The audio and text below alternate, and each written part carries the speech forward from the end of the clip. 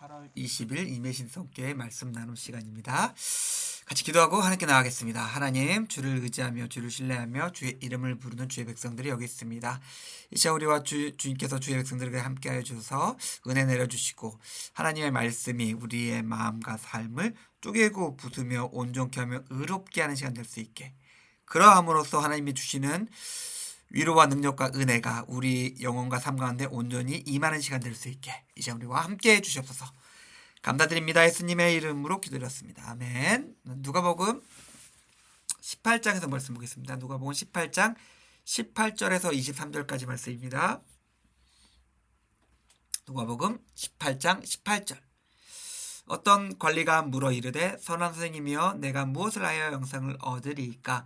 예수께서 이르시되, 내가 어찌하여 나를 선하다 일컫느냐? 하나님 한 분 외에는 선한 이가 없느니라.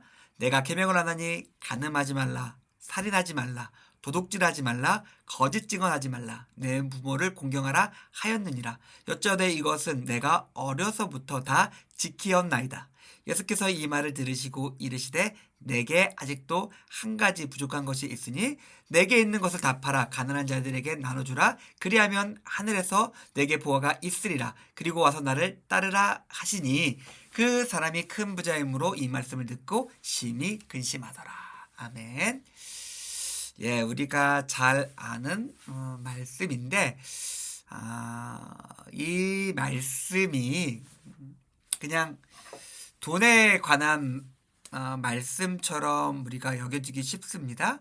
근데 우리가 마지막에 좀 생각해 보겠지만은, 이 청년과 이 말씀이 주는 메시지는 돈에 관한 게, 돈은 그냥 그 앞에 드러나고 있는 부자 청년이 가졌던 것이었고 돈의 문제가 아니었어요. 결국에 하나님을 믿느냐, 믿음의 문제였습니다. 오늘 이 문제를 조금 생각해 볼 텐데, 결국에 믿는 사람은 견딜 수 있고 참을 수 있고 소망하며 바라며 인내하는 사람이지만은, 믿음이 없는 사람은 그냥 바람에 한번 쭉 불면은 그 겨가 훅 날아가는 것처럼, 그냥 한 번에 큰 요동이 치면은 그냥 약한 것들은 다 그냥 떨어져가지고 바닥에 뒹구는 것처럼, 믿음이 없는 사람들은 그런 모습이 된다는 것들을 우리가 좀 볼 수 있을 것 같아요. 우리가 잘 아는 그 부자 청년이 예수님께 나옵니다. 예수님을 선한 선생님이라 부르고 있어요. 근데 뒤에 예수님께서 말씀하셨던 것처럼, 왜 나를 선하다고 부르냐? 하나님만 선하다라는 거예요. 그런데 그 부자 청년이 볼 때는 예수님은 선한 분이었습니다. 예수님의 말씀을 듣고 예수님의 하신 능력을 보니까 예수님은 자기에게 영생하는 길을 알려줄 수 있을 만큼 충분한 분이었습니다. 오직 예수님만이 우리의 인생의 답을 갖고 계십니다. 그렇기 때문에 우리의 삶에 있어서 가장 중요한 것이 있다면은, 예수님 앞에 나가서 먼저 예수님께, 주님, 당신은 누구십니까? 우리가 어떻게 살아야 됩니까? 하나님께서 우리에게 원하시는 삶의 모습은 어떤 것입니까? 은혜와 구원이 무엇입니까? 라는 것을 질문하고 그것으로부터 예수님께 답을 얻어가지고 그것을 가지고 우리의 삶을 다시 세우는 데 있습니다. 우리가 예수님을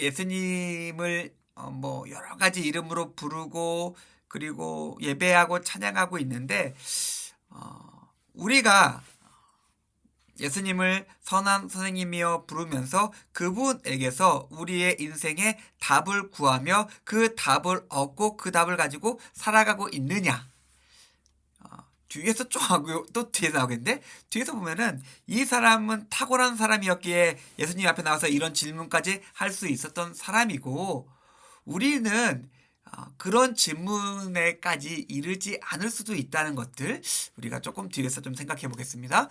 예수님께서 이 말씀을 들으신 다음에 가장 먼저 하신 말씀이 계명 지켜라. 도덕적으로 선하고 온전해지고 완벽해지는 것은 우리의 목표가 아니에요. 그건 너무 당연한 겁니다. 당연한 거예요. 사람이라면 숨 쉬어야 되잖아요. 사람이면 숨 쉬고 있어야 되잖아요. 하나님의 백성이라면은 하나님의 법을 알고 그 법을 지키고 있어야 된다. 그거는 우리의 목표가 아니라 어떻게 보면은 우리의 정체성이고 경기장에 나서는 사람의 출발점 같은 거다라고 예수님께서 말씀하고 있는 겁니다. 하나님께서 너무나 분명하게 그냥 떡 글로써 말씀으로써 명백하게 우리에게 지키라 하고 계신 그 법조차 지키고 있지 않는다. 오늘 우리 뒤에서 보면은 가늠하지 말라, 살인하지 말라, 도둑질하지 말라, 거짓 증언하지 말라, 부모를 공경하라. 너무나 명백한 것들이잖아요. 이런 명백한 말씀조차 지키지 않는다? 야, 그럼 너는 경기장에 들어가지 못해. 예수님께 나아가서 예수님께서 주시는 보혈의 은혜를 얻기 위해서는, 대속의 은혜를 받기 위해서는, 그의 긍휼과 자비와 사랑을 얻기 위해서는 우리는 의로워야 됩니다. 구원의 성결 조건 그런 게 아니에요. 우리의 마음에 그 은혜를 받을 만큼, 그 믿음의 고백이 있을 만큼 우리가 온전하게 하나님을 바라고 우리의 마음에 온전하게 귀경되어 있어야 합니다. 맨날 거짓말하고 이기심 부리고 교만하며 탐욕과 욕망과 질투의 화신으로 살아가고 있으면서 하나님의 은혜를 구한다? 안 돼요, 안 돼. 하나님의 잔치 자리가 있다면 우리는 운전 박대당합니다. 초대받지 않는 자이며 의복을 입지 않은 자예요. 우리가 알고 있는 명확한 하나님의 말씀을 기억하며 그 말씀을 가지고 살아가며 그 말씀 속에서 온전하고 의로운 모습으로 살아가고 있어야 됩니다. 이거는 너무나 당연한, 도덕적이다 그런 말 하지 마세요. 이건 너무나 당연한 겁니다. 이 청년은 그렇기 때문에 선한 사람이었어요. 어려서부터 하나님의 법을 알았고 어려서부터 알고 있는 그 하나님의 법을 지키기 위해서 최선의 노력을 다했습니다. 누구도 이렇게 말할 수 없어요. 근데 그는 이렇게 말하고 있습니다. 다 지켰나이다. 나는 이렇게 도덕적으로 비난받을 만한 하나님의 명령을 어기는 그 어떤 행동지 안 했습니다. 다 지켰습니다. 세례 요한과 같은 사람이라는 생각이 들었어요. 인간이 할 수 있는 최대한의 노력으로서 최선의 삶을 산 사람이었습니다. 그런데 그럼에도 불구하고 인간의 노력에는 그 한계가 있었다는 것이죠.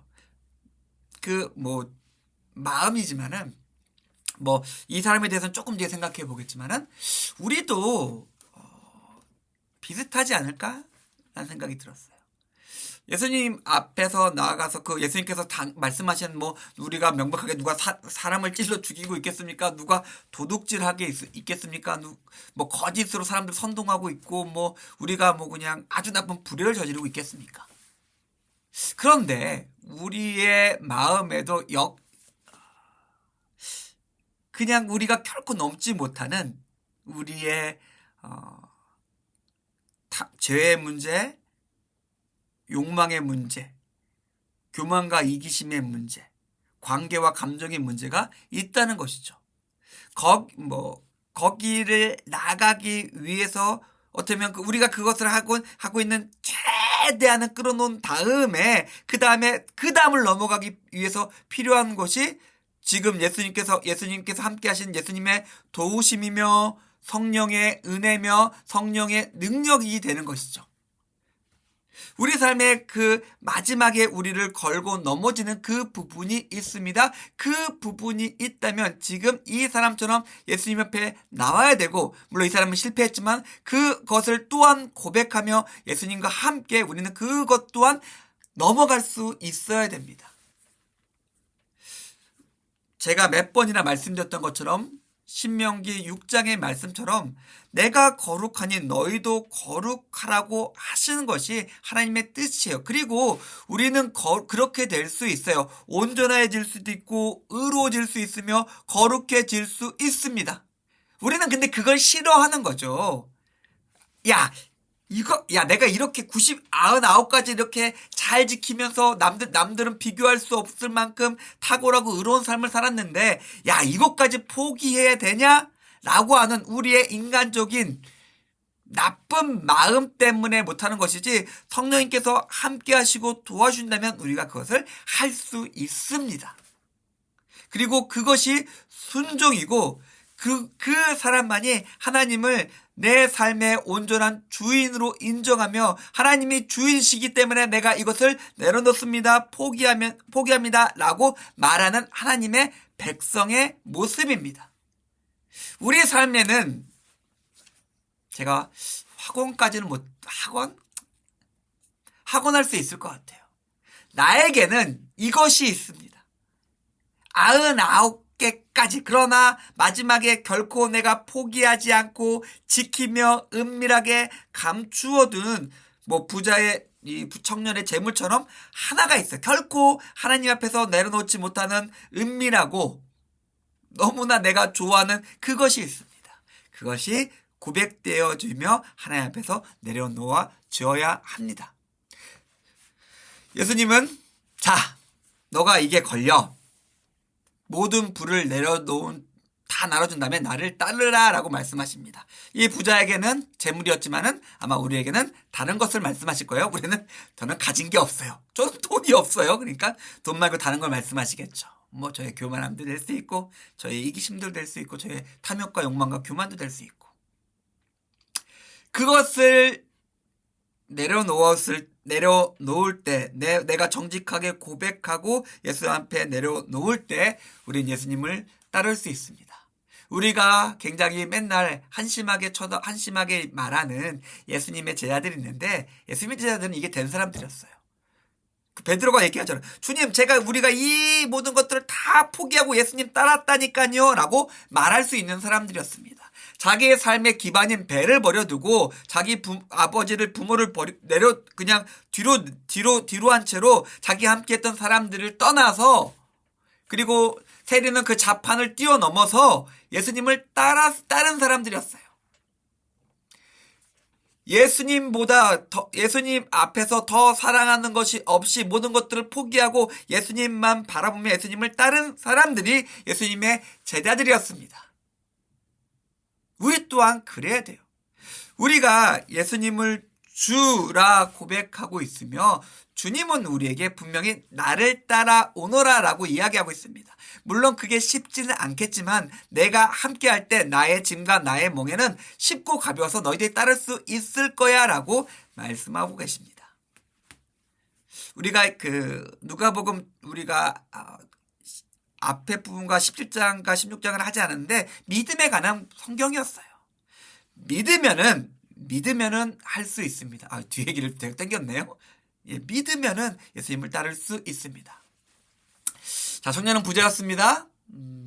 그의 모습을 살펴보건대 예수님의 말씀은 그에게 절망을 주었습니다. 남들에게 피해를 준 적도 없고 최선을 다해서 율법을 지키며 열심히 산 사람이었는데, 예수님이 자기를 인정해 주진 않고 도리어 자기가 결코 따를 수 없는 무시무시한 말씀을 자기에게 명령하고 계십니다. 그 순간 갈렸습니다. 예수님은 분명히 하늘의 보화가 내게 있겠다라고 하시면서 하늘의 보화를 말씀하셨지만은 그는 땅에 있는 재물을 더 사랑하는 사람이었습니다. 제가 맨 앞에서 말씀드렸던 것처럼 믿음이 없는 사람이었어요. 순종하지 못한 사람이었습니다. 그래서 예수님을 따르지 못하는 사람이었어요. 어떻게 보면은 우리가 볼 때는 되게 뛰어난 인물같이 보이지만은 신앙도 율법도 그의 의로움도 자기 영생을 위한 수단이었지 하나님을 섬기며 하나님을 사랑하는 마음은 없는 사람이었습니다. 그래서 믿음도 없는 것이죠. 우리가 여기서 한 가지 마지막으로 생각해 볼 수 있는 게 있겠죠. 나는 하나님을 믿는 사람인가? 나는 하나님을 사랑하는 사람인가? 사랑한다면 우리는 사랑하고 믿는다면 소망하며 역사를 이룰 수 있을 거예요.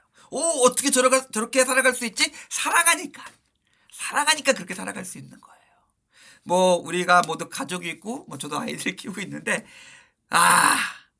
이게 가끔 그런 생각이 들 때가 있어요. 야, 진짜 내 새끼니까 이렇게까지 한다. 왜? 내 새끼고 내 아들이고 내가 사랑하니까 내가 한다. 사랑하면 그렇게 할 수 있는 겁니다. 사랑하지 않는 사람에게는 그렇게 못하죠. 마찬가지입니다. 하나님을 사랑하는 사람, 하나님을 믿는 사람은 사람이 할 수 있는 그 끝에 와서 그 하나를 더 마지막까지 할 수 있는 사람입니다. 사랑하는 선생님들, 우리가 하나님을 믿는 믿음을 고백하는 사람들입니다. 또한 우리는 하나님을 사랑하는 사람들입니다. 하나님께서 우리 삶 가운데, 우리 인생 가운데 말씀하시고 명령하실 때 하나님을 사랑하는 마음으로 그 믿음을 가지고 순종하면서 하나님과 동행하시며 천국을 가진 자로서 영생을 소유한 자로서 승리하시는 임예신동교 교우님들의 삶이 되기를 주님의 이름으로 축원드립니다. 기도하겠습니다.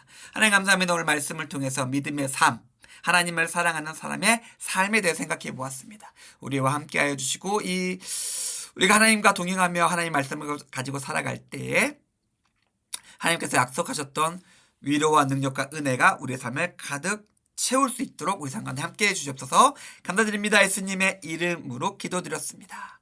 아멘. 감사합니다.